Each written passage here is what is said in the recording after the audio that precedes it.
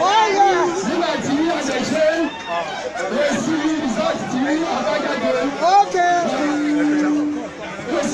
Yes, sir. That is to say, after the accreditation and counting of votes, the results are yet expected.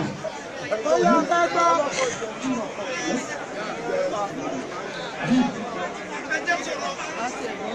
The total accreditation,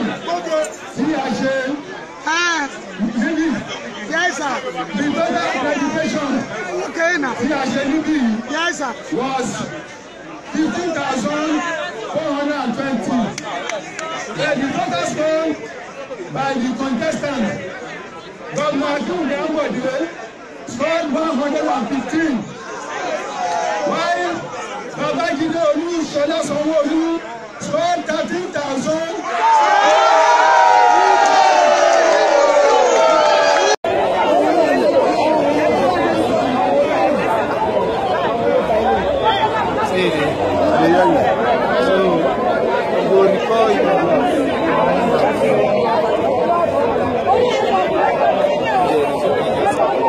Yesterday we didn't see that shit.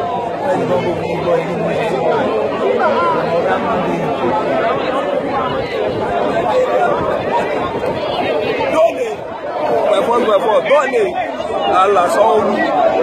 Number one, so I address the governor in Lagos State. Arewa for Sanwo-Olu. Arewa, I don't know for the local government. Sanwo-Olu. Yala Badmus, Bukky Right, Lamide, Eva, CDQ, Kaya Shokola, Young Six, Yabo Ojo, Kiss Daniel. Ronke Ojo Anthony, Emma Wo, Kilarigbo. Kilarigbo, Mo Wambi, Kilarigbo,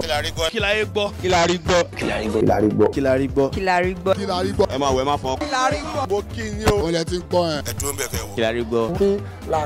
Ètò gidi ni o. Kilarigbo, Pero turn up, ti gbọ́ nǹkan tá a rí gbọ́, Kilarigbo, ètò tó dùn ní Olarigbo, Máa yí kó mẹ́. Kilarigbo, nílẹ̀ kí àwọn rí gbọ́, Ẹ mọ bó ṣe ń lọ náà. Kilarigbo, máa wo program yẹn, Kilarigbo. ẹ máa wo. ṣé ti gbọ́ ẹ bá fọwọ́ kan tẹlifíṣàn yẹn má gbé kúrò. Ilẹ̀ gbọ́. Ìtọ́ bá àná máa gbọ́dọ̀ máa sọ. Kilarigbo, bá mi ò dán mọ́rán bọ̀ ẹ má ní jẹ́. Kilarigbo náà. Tony Kilarigbo. Ẹ ṣé gan-an.